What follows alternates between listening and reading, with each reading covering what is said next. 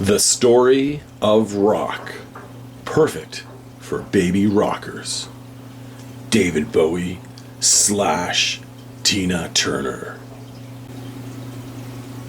There's an old song that says blues music has a soul. Then the blues had a baby and they named it rock and roll. Chuck Berry came along with a guitar and made it sing. Then Elvis Presley shook things up and the people crowned him king. Bob Dylan gave us poetry.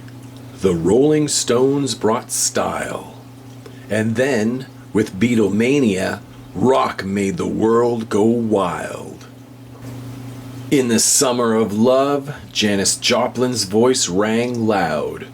The Who smashed their instruments. The Dead jammed for the crowd.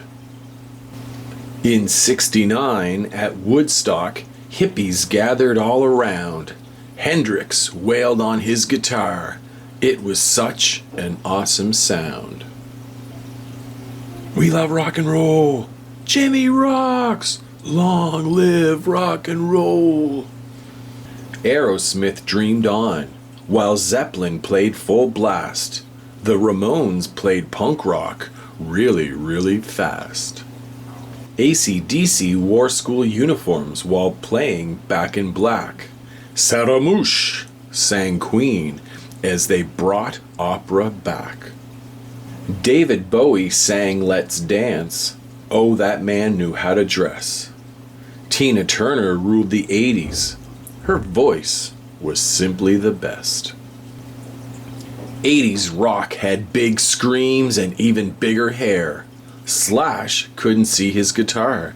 Bon Jovi was living on a prayer. Pearl Jam and Nirvana rocked with the lights out. In Seattle, grunge was born. Then ska fused with rock, no doubt. Weezer dressed like Buddy Holly, and their cruises were a ball.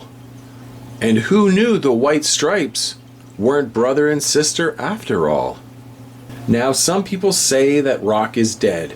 Most greats are in the sky.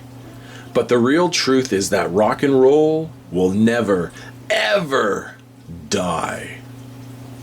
From Elvis Presley to Beatlemania, from Janis Joplin to David Bowie, rock has transformed through generations while ringing true with passionate sound.